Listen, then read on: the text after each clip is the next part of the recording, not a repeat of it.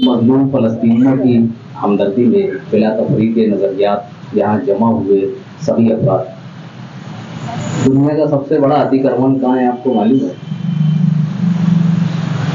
मुसलमानों पे इल्ज़ाम लगता है कि ये अतिक्रमण करते हैं, टू व्हीलर खड़ी करते हैं, सिंडाल बना लेते हैं, दो लोगों की जगह ले लेते हैं, ऐसा करते वैसा करते।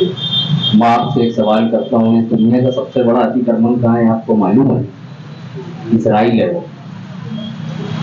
दुनिया का सबसे बड़ा इंक्रोचमेंट वर्ल्ड मैप के ऊपर, आलमी नक्शे के ऊपर अगर कोई है तो वो इसराइल है। मैं तीसरी मरतबा बोल रहा हूँ, दुनिया का सबसे बड़ा नाजायज अतिक्रमण इतना यार जो कोई पूरी दुनिया में कहीं पे है तो वो इसराइल है। पंडित नेहरू जब अबूरी काबीना के वजीर आजम मुंतखब हुए तो उस जमाने में फलस्तीन का मामला जो है धीरे धीरे शिद्दत इख्तियार कर रहा था। हमारा कोई ताल्लुक नहीं था उससे, लेकिन एक बहुत गहरा ताल्लुक हिंदुस्तान की तहरीक आज़ादी का अर्ज़ फलस्तीन से भी है। चंपारण की सत्याग्रह के बाद सबसे बड़ा मूवमेंट जो आज़ादी की तहरीक में माना गया वो खिलाफत मूवमेंट था। जैसे आज जुल्म और बर्बरियत की तस्वीरें हम लोग देखते हैं, तुर्की के एक शहर था समर्ता पे यूनानियों ने हमला कर दिया था।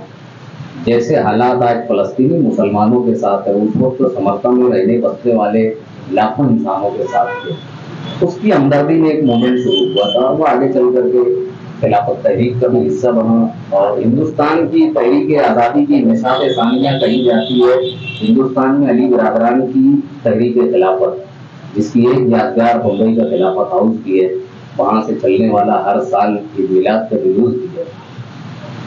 सेकंड राउंड टेबल कॉन्फ्रेंस, जिसको दूसरी गोलमेज कॉन्फ्रेंस कहा जाता है, इसका जब निकाह हुआ लंदन में तो उसमें मौलाना मोहम्मद अली जौहर भी शरीक थे। उन्होंने कहा कि आप हमें वन पॉइंट एजेंडा में अपने मुल्क से लाए हूँ, मेरे भारत से, आप मुझे आजाद हिंदुस्तान का एक परवाना दीजिए, वरना मैं गुलाम मुल्कों में जाना पसंद नहीं करता।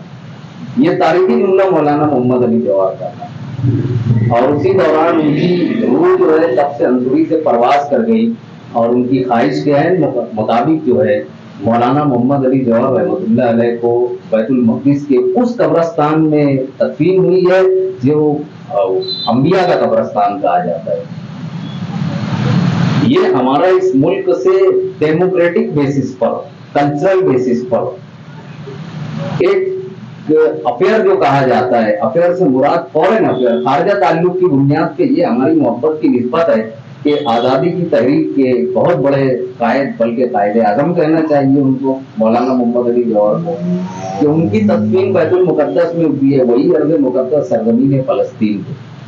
और उससे पहले जो शब मेराज का वाक़या है, नबी करीम सल्लल्लाहु अलैहि वसल्लम को अल्लाह पाक ने जब अपने पास बुलवाया तो सरकार दो आलम सल्लल्लाहु अलैहि वसल्लम उसी अर्ज़ मुक़द्दस फ़लस्तीन की सरज़मीन पे क़िबला अव्वल पहुंचे, इमाम सफ़े अंबिया बने और वहां से आपका सफर शुरू हुआ। उसके निशानात, आसार, मोजिज़ात आज तक पाए जाते हैं। तो इस मुल्क में रहने वाले मुसलमानों का, खास तौर से मुसलमानों का अर्ज़ फ़लस्तीन से दो रिश्ता है। एक तो रूहानी रिश्ता, ईमानी रिश्ता और इस्लामी रिश्ता ये है कि ताजदार दो आलम सल्लल्लाहु अलैहि वसल्लम मेराज पर तशरीफ ले गए तो आप उसी अर्ज़ मुक़द्दस पे बनी हुई मस्जिद में 1,24,000 अंबिया की इमामत करने के बाद आप तशरीफ ले गए। दूसरा, हमारे मुल्क की तहरीक आज़ादी के बहुत बड़े रहनुमा मौलाना मोहम्मद अली जौहर का आखिरी मरकज़ भी, आखिरी आरामगाह भी बनता है। तीसरी बड़ी बात है कि नेहरू जब प्राइम मिनिस्टर हुए 52 के जनरल इलेक्शन के बाद, तो उस वक्त से लेके मनमोहन सिंह तक, बीच में अटल बिहारी जी इंडिया के वजीर आजम थे, उनका वीडियो आप देख सकते हैं, लल्लन टॉप वाले आजकल बहुत जोर से चला रहे हैं। उनकी हमदर्दी या हिमायत भी फलस्तीनी मजलूमीन के साथ रही है। जब जब भारत के सामने बात आई है कि वो इजराइल और फलस्तीन में किसका साथ देगा, तो हम लोग 70-75 साल से फलस्तीन के साथ हैं। आजकल के जो प्राइम मिनिस्टर साहब हैं, इनको इतनी फिक्र रहती, खुद से फोन करते हैं सामने नेतन्याहू को और कहते हैं कि हम तुम्हारे साथ हैं। 70 साल से यहाँ रहने बसने वाले करोड़ों अवाम जो है फलस्तीन के साथ है।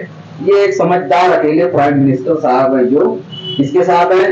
दुनिया के सबसे बड़े इंक्रोचमेंट अतिक्रमण के साथ आपको खड़े होना है, इसके खिलाफ के दुनिया का सबसे बड़ा अतिक्रमण साफ करो, और यही इस मसले का हल है। इसमें बहुत सारी बातें हो सकती हैं, कुछ तजावीज़ जहन में है कि बिला तफरीक के मजहब विपक्ष के जितने अराकीन में पार्लियामेंट हैं सब लोगों को लेटर लिखा जाए। तो दिसंबर में पार्लियामेंट का इजलास होने वाला है, उसमें 0 आवर में यह स्पेशल इशू बोल करके इसके ऊपर बात होना चाहिए, और इंडिया का मौक़िफ़ जो है पूरी आलमी बिरादरी के सामने आना चाहिए कि हम लोग फ़लस्तीन के साथ हैं।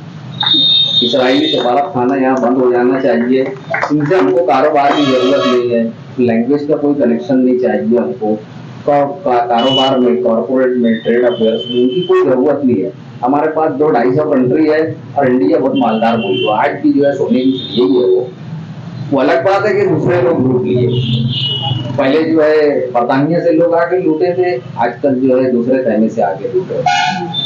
तो हमको कारोबार को भी करने की कोई जरूरत नहीं है, बंद कर देना चाहिए। और तीसरा ये है कि जो मौक़िफ़ 70-75 साल से इंडिया का रहा है वो ज्यादा वजनदार है, इसका वजन साबित करने के लिए मालेगांव को पहले करना चाहिए। ये जलसागाह में यहाँ आने से पहले साबिक मेंबर ऑफ पार्लियामेंट हजरत मौलाना अबैदुल्लाह खां आज़मी साहब से गुफ्तगू हुई मामले में मौलाना ने कहा कि पहले तो इस्तीफा देने की मेरी ये वजह है कि मैं जनता दल और बीजेपी के दोस्ती के खिलाफ हूँ, सियासी दोस्ती के। दूसरा ये कि हमारे मुल्क का जो मामला इस वक्त फलस्तीन के मुआफिक नहीं है, ये भी मेरी शदीद नाराजगी की वजह है, और मैंने जनता दल सेकुलर की ऑल इंडिया वाइस प्रेसिडेंटशिप से, नेशनल वाइस प्रेसिडेंटशिप से मैंने इस्तीफा दे दिया। तो ये भी हमारे लिए एक अच्छी खबर है कि इसराइल की मुखालफत में और इनकी बीजेपी दोस्ती जो मुआफ़क़त की हवा चल रही है आजकल, इसके खिलाफ एक साबिक मेंबर ऑफ पार्लियामेंट ने सब कुछ अपना त्याग करते हुए उनको राजीनामा दे दिया। ये एक अच्छी लहर चल रही है, इसका जो है हमको भरपूर फायदा उठाते हुए अपने मज़लूमीन के लिए आवाज़ उठाना चाहिए, और इस सिलसिले में बड़े पैमाने पर अवामी बेदारी पैदा करना चाहिए। हो सके तो जो अरकान पार्लियामेंट है उनसे रब्ता करके तो उनके जरिए अगर मालेगांव से काम हो सकता है उनको बुला कर या उनके पास जाकर, दोनों शक्लें हमारे पास, वो भी करवाना चाहिए। मालेगांव का नाम पार्लियामेंट में अगर पावर लूम के मामले में मिलता है, बिजली के मामले में मिलता है, रोजगार के मामले में, तालीम के मामले में, तो मालेगांव फलस्तीन के साथ है, ऐसा भी एक तारीखी रिकॉर्ड नई संसद में मालेगांव के नाम से बनना चाहिए। वजह यह है कि इस कमेटी के जो बानी थे निहाल अहमद साहब, उन्होंने हमेशा इस शहर का राजनीतिक वर्चस्व सियासी कदावरी को बरतरी में तब्दील करने के लिए उन्होंने पूरी जिंदगी मेहनत की है। मैं समझता हूँ अगर ये हम करते हैं तो दोनों तरफ से जो है